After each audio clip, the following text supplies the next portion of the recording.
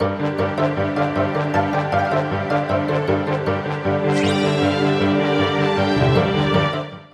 what's going on guys, it's Cynical and welcome back to another episode of Sea Salt Snippets. Today for you guys, we've got some spicy topics to talk about, so without further ado, let's just jump straight into it.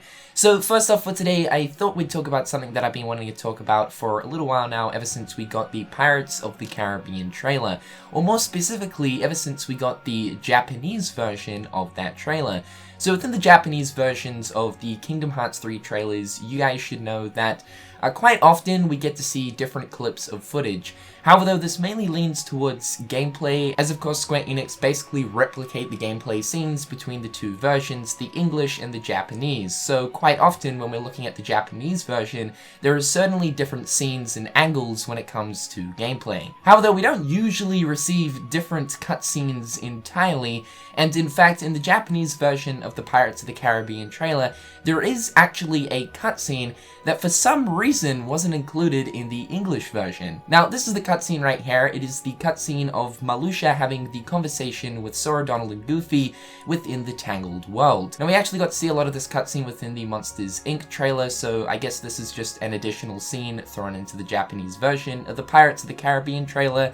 But again, for whatever reason as to why Square Enix didn't include this in the English version is beyond me. However though, the reason why the scene is important isn't because it wasn't included into the English version of the trailer, but more so it's one peculiar detail that Marluxia has in this scene, which I know has confused a lot of people. You guys will notice that in this scene, Marluxia has the orange amber colored eyes, indicating the fact that yes, he is a vessel for Xehanort. Now this is particularly strange, mainly because when we roll back to the cutscene of Marluxia, Sora, Donald, and Goofy in the Tangled World from the Monsters Inc. trailer, you guys will remember that Marluxia didn't actually have amber colored eyes. He had his usual eye color. So this has really confused the lore a little bit, the fact that Square Enix decided to go ahead, add this scene specifically into the Japanese version of the Pirates trailer only, but not only that, go ahead and actually edit his model to add in the amber colored eyes.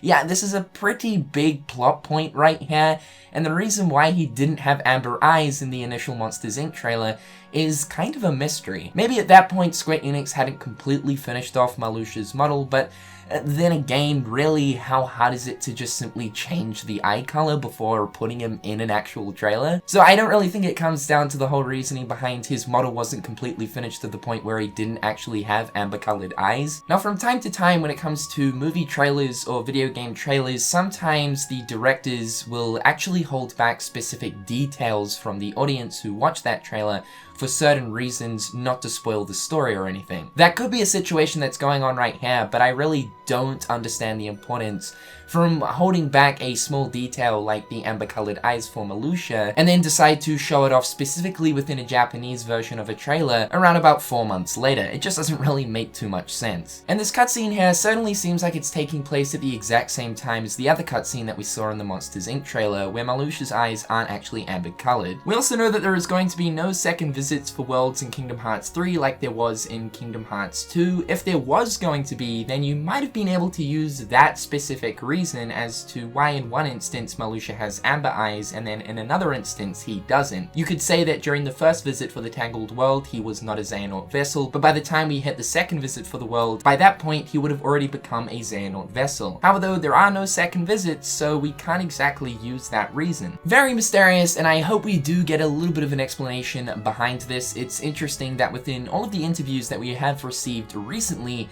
there actually hasn't been any talk towards this, which is a little bit disappointing. I would like to see, Tetsuya Nomura's sort of explanation behind this. But what we do know as of right now is Marluxia is in fact part Xehanort. I do, however, believe that he is in the organization operating on intentions of his own. Although yes, he is going to be working for Xehanort, which is clearly obvious now, I still feel as if he definitely does have his own goals and ambitions. Next up, we have a small little slice of news when looking towards the synthesis system for Kingdom Hearts 3. Now, unfortunately, this information doesn't really go into specifics in terms of explaining how the synthesis system in Kingdom Hearts 3 is going to differ from the predecessor titles, Kingdom Hearts 1 and Kingdom Hearts 2.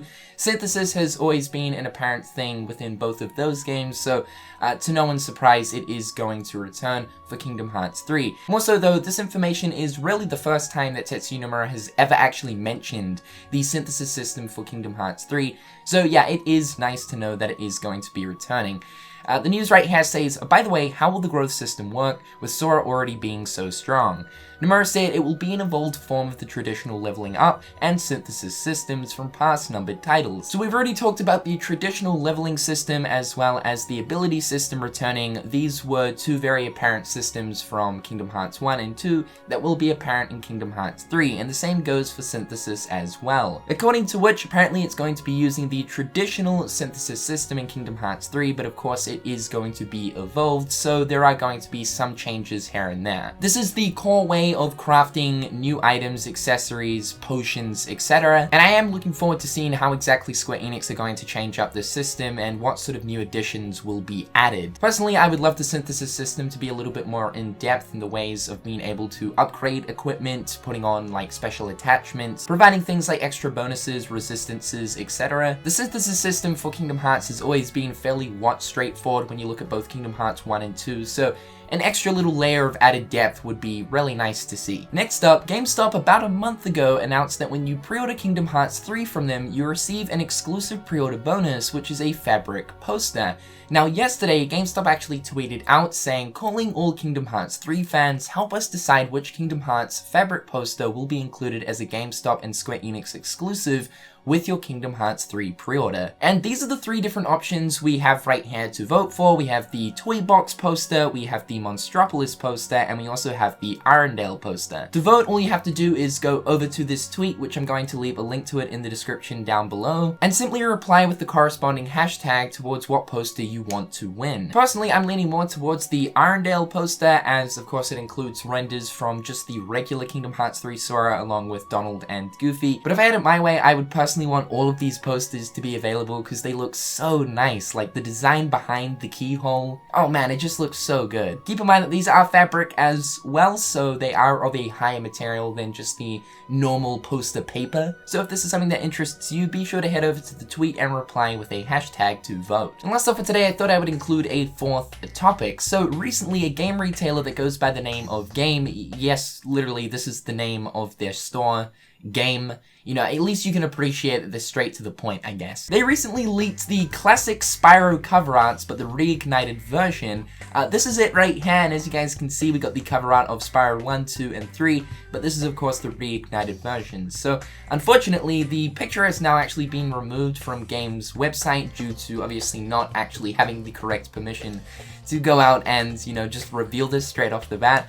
But I gotta say, it's so cool to actually see these with the Reignited versions of Spyro on the front cover. We also get a little bit of a sneak peek towards Bentley the Yeti from Spyro 3, as well as what looks to also be Sheila as well. It's kind of hard to make out a lot of these details that are actually on these arts, mainly because the quality is just so low. But like I said, cool to actually see these. Of course, this is not going to be like the cover art for the game itself. That actually got revealed about a month ago. The cover art image is actually the image that is right below the classic cover art images. Now, one little detail that I actually did notice within this picture, that when looking towards the classic cover arts for Spyro 2 and Spyro 3, it would seem to be that Toys for Bob are actually using the NTSC versions of the cover arts opposed to the PAL versions. Now who knows, maybe when the game officially releases in the PAL regions, we will be seeing the PAL versions of the Spyro 2 and 3 cover art for the game itself. But because Game is actually a UK-based video game retail store, it makes me think that Toys for Bob are most likely just going to go with the NTSC versions of the cover arts opposed to the PAL ones. Spyro 2 for the PAL region was actually known as Spyro 2 Gateway to Glimmer and not Ripto's Rage, and the cover art was actually different. Spyro 3 Year of the Dragon was known as Year of the Dragon in PAL regions, however the cover art was actually different. But anyway guys, that is all the news and information for today's episode of Sea Salt Snippets. I hope that all of you guys are having a fantastic day. In the comment section down below guys, let me know your thoughts and opinions.